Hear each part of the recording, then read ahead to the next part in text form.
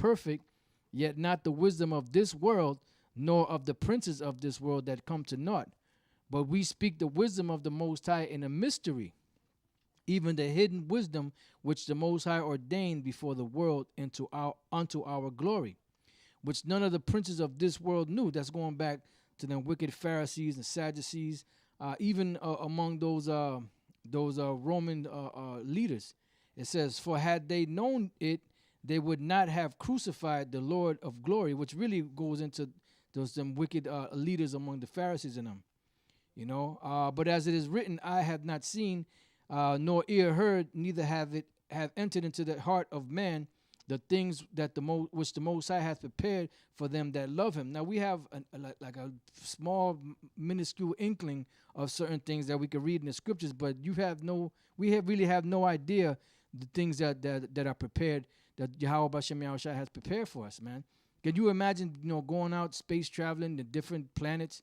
I mean, that's a great thing, and many other things, that you can't even fathom. Yep. Man can't even go in the sea without putting on some kind of breathing obstacle, a contraption to go down a certain depth in the sea.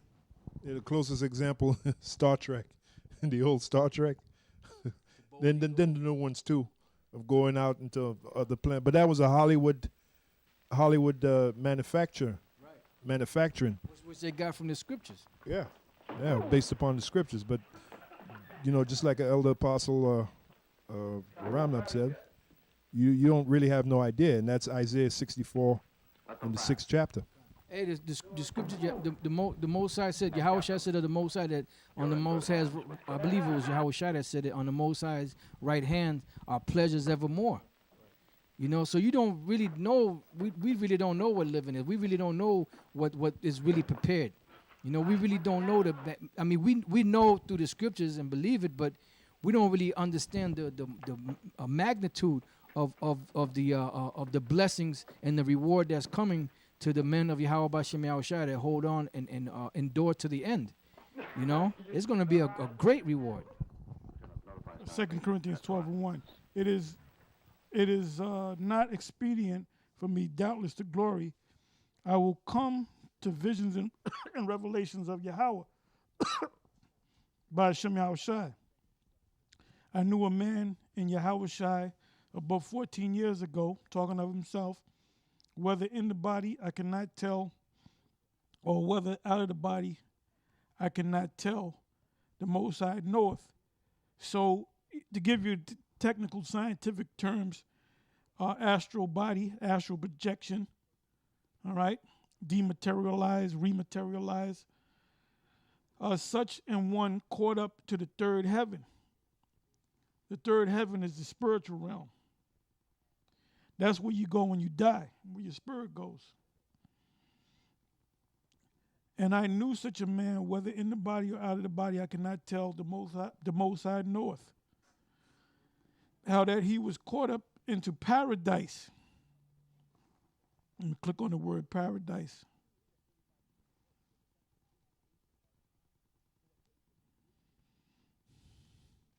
Wasn't talking about the Garden of Eden either, which was paradise on earth.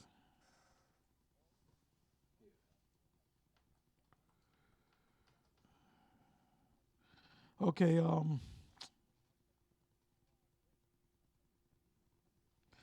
among the Persians, a grand enclosure of a preserve, hunting ground, park, shady, and well watered, in which wild animals, bullshit.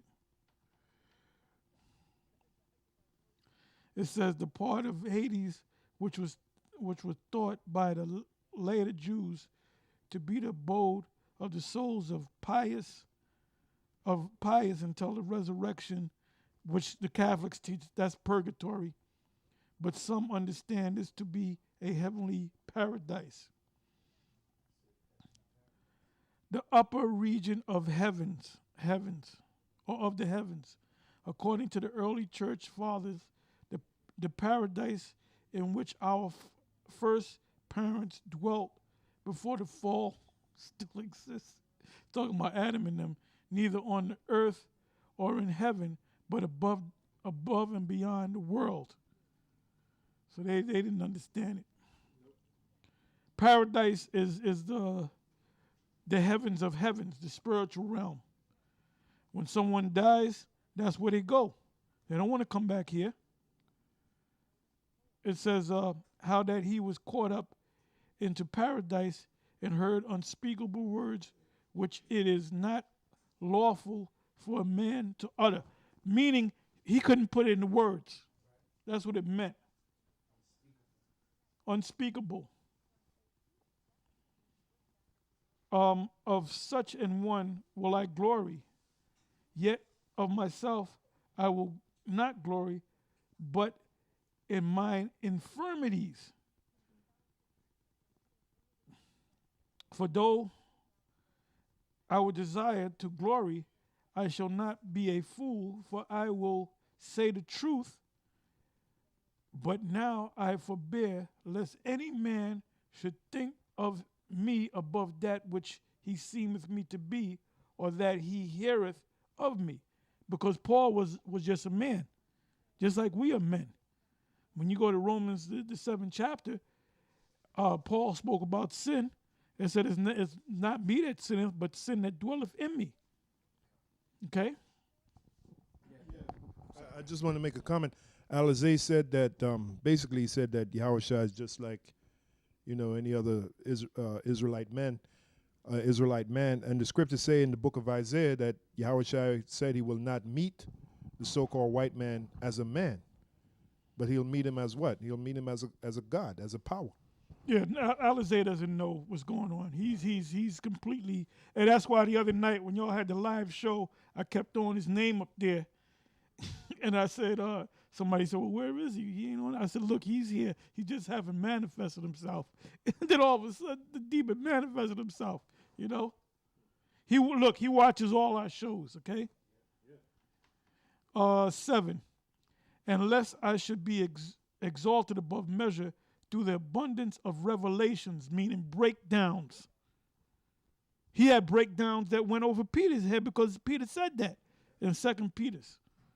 It says, there was given to me a thorn in the flesh, the messenger of Satan, to buffet me, lest I should be exalted above measure. For this thing I be so, and it's all about this what we call the reason why the elect, the men of the Lord, the prophets, if you will, the apostles, the elders, we're here to do this thing, man. The thing that we're doing right now. Not to build a goddamn hospital and call it the hospital of the apostles, or open up a goddamn chain of hotels and something like that, or banks. We're not put down on this earth to do that, man. So what Nate is doing, and the reason why people are following him, because people love materialistic things, because you're material in the flesh. But what we're doing is spiritual. We're doing exactly what we're supposed to be doing, man. Teaching this word. And come to think of it, I haven't seen Nate did a video in a couple of weeks already. That's on Apostle Gabar. All right, so this is you said you had something? No. Okay. This is our 1 Corinthians chapter 4. Verse 5, the point is in verse 6. It says, therefore judge nothing before the time until the Lord come, who both will bring to light the hidden things of darkness and will make manifest the counsels of the hearts. And then shall every man have praise of the Most High. And these things before I have in a figure transferred to myself and to Apollos for your sakes, that you might learn in us not to think of men above that which is written, that no one of you be puffed up for one against another, and King David said, in my haste I said that men that is best state is altogether vanity, so pretty much man is vanity, you have righteous men of the Lord that the Lord raised up and put his spirit in them to speak his words, but as far as the flesh is concerned, the flesh is corrupt. That's why this flesh has to be changed. because the Lord said that this corruptible flesh can inherit so this corruptible flesh can inherit in corruption. That's why one of the rewards for enduring to the end, when the men of the Lord are being beamed up into the chariots, the first thing that's going to happen is once you get to a certain point, this body that you're in is going to be dematerialized, and the new body is going to be put upon you, which is the incorruptible body, which is extraterrestrial body, so to speak. So this corruptible vile body is going to be changed. But the reason why you're going to be able to go up into the chariots with it to a certain point is because your enemies are going to be able to behold. The Lord said that your enemies shall be able to behold. You say, oh snap, this is so and so, that's so and so. We was talking shit about them, So, and then once you get to a certain point, then this body will be dematerialized, and you'll have the new body, which is the incorruptible body. Because without it, you can't go into the kingdom with this body. That's why we have to be changed. So there's a lot of aspects to this truth. So man, like King David said, man at his best state is altogether vanity, meaning man that has everything, that has, let's say, a castle, land, servants, chariots, the best of food, gold, silver, everything, he's still vanity. Why? Because he's still in this corruptible flesh. That's why we have to be changed. So that's why Paul said that, that let no that you may not think above man, above that which is written. You have something, Apostle Gabar? So that's part of the promises, part of the reward. So we're here teaching the word for that reward when the Lord comes back to deliver us. Yeah, this is what we're here for. If you're an apostle, if you believe that you're one of the chosen elect of the Most High, or a prophet, whatever the word you want to choose to use, this is what we're doing. That's the example, all right? Not what Phobie's doing, not what all them other clowns are doing, what we doing, okay? And with that, I'm going to say shalom.